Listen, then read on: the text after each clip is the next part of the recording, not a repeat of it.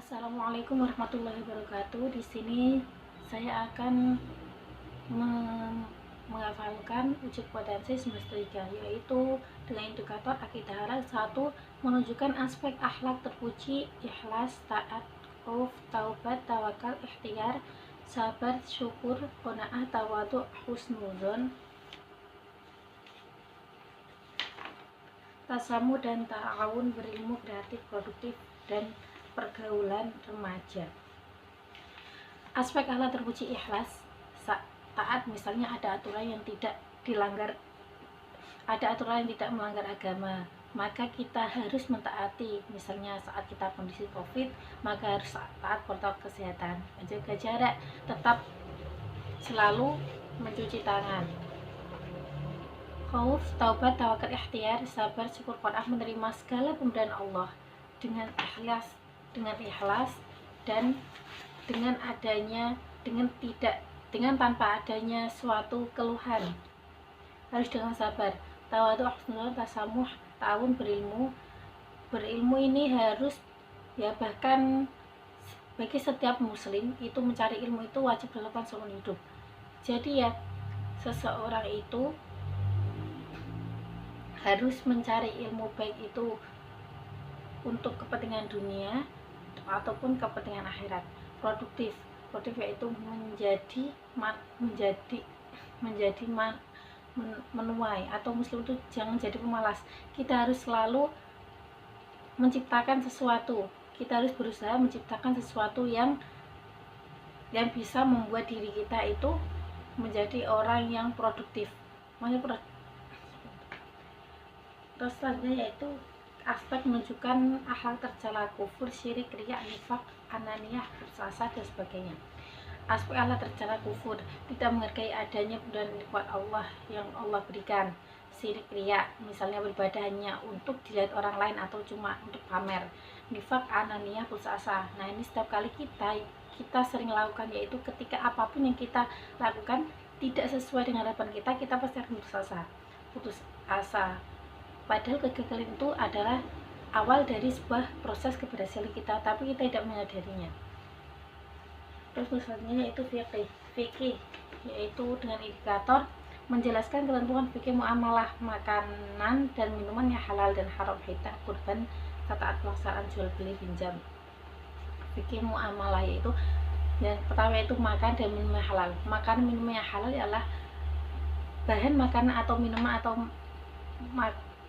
itu sendiri yang diperbolehkan dalam agama Islam, serta tidak mengandung zat-zat yang berbahaya dan yang dilarang. Ada ketentuannya itu seperti berikut: suci dari najis dan sebab menjadikan haram, aman dan jauh dari mudarat, tidak memabukkan. Untuk yang berupa daging maka disembelih atas dan ketentuan syariat Islam. Yang kedua itu sedangkan makan dan minum haram adalah sebaliknya, yaitu makan dan minum yang terbuat dari zat yang dilarang dan juga tidak sesuai dengan ajaran Islam. Jadi zat dan makanan yang dilarang oleh agama Islam itu hitan adalah memotong kulit bagian depan kelamin laki-laki. Yang kulit tersebut merupakan tutup kepala zakar supaya kelamin laki-laki tidak mudah terpapar kotoran sisa air seni yang menempel di kelamin dalam itu. Waktu yang baik untuk hitan menurut medis yaitu 3 atau 7 hari setelah kelahiran. Namun dalam tradisi masyarakat kita kebanyakan anak berusia 9 tahun, dan ketika anak sudah berani untuk dihitan, itu sesuai kondisi masyarakat untuk saat ini. Yaitu untuk kurban yaitu menyembelih hewan, menyembelih binatang seperti kambing, sapi, kerbau, atau unta pada hari raya Idul Adha dan 3 hari sesudahnya atau hari tasyrik, yaitu tanggal 11, 12, dan 13 Zulhijjah, dengan maksud untuk ibadah, mendekatkan diri kepada Allah. Dan ketentuan waktu kurban yaitu tanggal 10 Zulhijjah sampai terbenam matahari tanggal 12 dari tanggal 12. Kambing untuk 1 orang, unta dan sapi untuk 7 orang.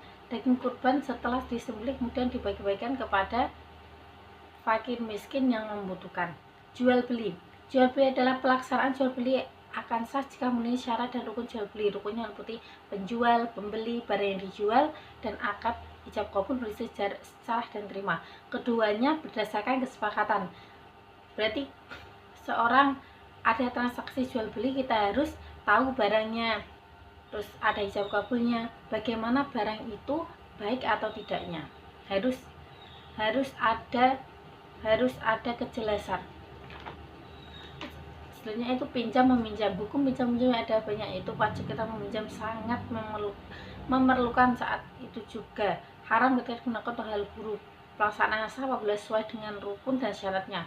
Rukun meminjam, pinjam meminjam meliputi orang yang meminjam, yang memberi pinjaman, barang yang dipinjam, akad barang yang hendak dipinjamkan adalah milik sendiri dan tidak diambil manfaat baiknya. Hukum utang piutang gadai porsta upah. Utang piutang yaitu dalam hukum Islam hukumnya dibolehkan dan dapat dinyatakan sah apabila terpenuhi rukun dan syaratnya. Asasnya itu tidak adanya tambahan baik berupa uang maupun barang disebut riba. Jadi adalah menahan suatu barang sebagai jaminan atas hutang. Kalau hampir sama dengan halnya gadai, bahwa diperbiarkan pada pemberi hutang untuk menjadi penguasa transaksi hutang piutang, manfaatkan barang tersebut tanpa izin yang berhutang adalah haram, dan apabila dengan izin maka itu adalah riba. Upah adalah perspektif Islam, yaitu imbalan atau kompensasi yang diterima seorang pekerja atas manfaat pekerjaan yang telah dikerjakan dengan baik dan benar dalam bentuk imbalan materi di dunia dan dalam bentuk imbalan pahala di akhirat. Terus satunya yaitu fikih. 1. Mengidentifikasi 10 tokoh pra-Islam. Mengidentifikasi 10 tokoh pra-Islam ada 1. Abu Bakar As-Siddiq, Utsman bin Affan, Ali bin Abi Thalib, Umar bin Khattab, Hamzah bin Abdul Muthalib, Mus'ab bin Umair, Za'ad bin Haris, Ja'far bin Abu Thalib, Husain bin Ali, Sa'ad bin Mu'ad. Terus selanjutnya itu mengidentifikasi situasi dan kondisi para Islam. Dikenal dengan sebutan zaman jahiliyah atau zaman kebodohan masyarakat Islam menyembah berhala, mengubur hidup anak perempuan. Seperti itu pokoknya, intinya masih pada zaman jahiliyah atau masih zaman kebodohan. Menjelaskan biografi Nabi Muhammad dan Khulafaur Rasyidin. Biografi Nabi Muhammad SAW. Nabi Muhammad SAW lahir pada tanggal 12 Rabiul Awal tahun Gajah di Mekkah, di mana Nabi Muhammad itu ditinggalkan oleh ayahanda ketika masih berusia 6 bulan di kandungan. Dan kemudian ketika Nabi Muhammad SAW lahir, Nabi Muhammad ditinggal oleh ibundanya dan diasuh oleh kakeknya yang bernama Abu Muthalib. Dan setelah diasuh oleh kakeknya, Nabi Muhammad SAW diasuh oleh pamannya namanya Abu Thalib.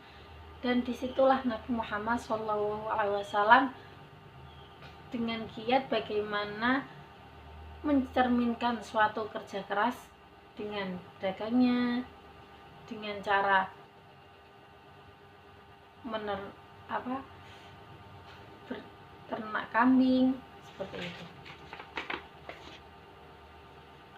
Terus yang selanjutnya itu Abu Bakar Khulafaur Rasyidin, lahir tahun 573 Masehi, artinya lebih muda dibanding Rasulullah. Umar bin Khattab terus yang selanjutnya itu Umar bin Khattab berasal dari suku Adi, nama lengkapnya adalah Umar bin Khattab bin Nufail.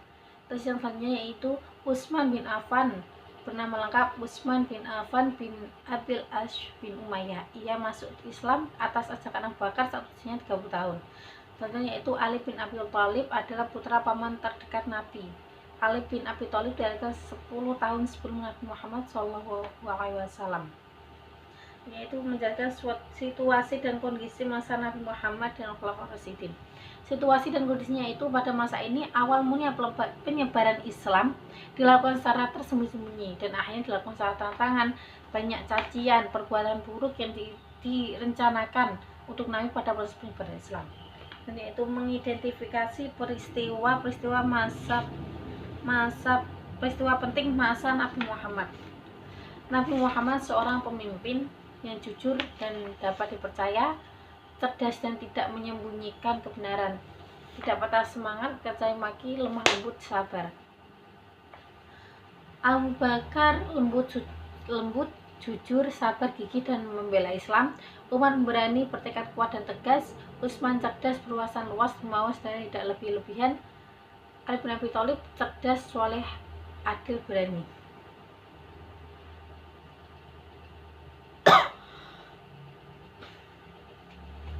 Selanjutnya menunjukkan keteladanan Nabi Muhammad. Keteladanan, kisah teladan Muhammad, Nabi tentang ikhlasan dan kebaikan hatinya yang memberi makan seorang pengemis buta, padahal pada waktu itu pengemis buta itu adalah seorang Yahudi, di mana ketika setiap hari dikasih makan Nabi Muhammad SAW, pengemis itu selalu melontarkan sebuah kebencian, sangat-sangat membenci Rasulullah. Tapi apa yang terjadi, Rasulullah tetap setiap hari memberi makannya. Tidak peduli orang pengemis itu menjelek-jelekan atau mencaci maki Rasulullah itu sendiri, Rasulullah tetap memberi dia makan, bahkan menyuapinya dengan tangannya sendiri. Menjelaskan kisah 3 teladan terkait Nabi Muhammad dan Khulafaur Rasyidin. Kisah teladan.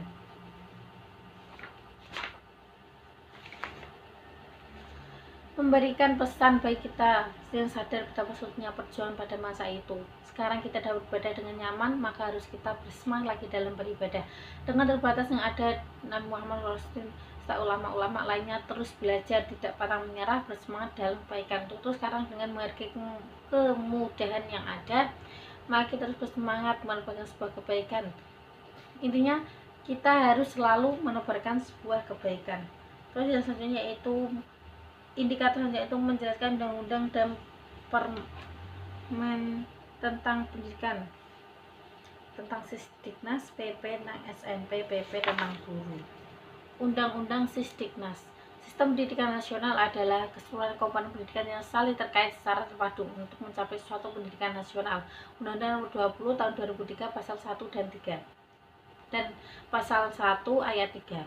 PP tentang SNP pendidikan adalah usaha sadar dan rencana untuk mewujudkan suasana belajar dalam proses pembelajaran agar terdidik secara aktif, mengembangkan potensi dirinya untuk memiliki kekuatan spiritual keagamaan, pengendalian diri, kepribadian. PP Guru dalam pasal PP nomor 9 tahun 2017 dimaksud dengan guru adalah pendidik profesional dengan tugas utama pendidik, pengajar, pembimbing, mengarahkan, meraih, melatih, menilai, dan mengevaluasi peserta didik pada pendidikan anak usia dini, jalur pendidikan formal, pendidikan dasar, pendidikan menengah.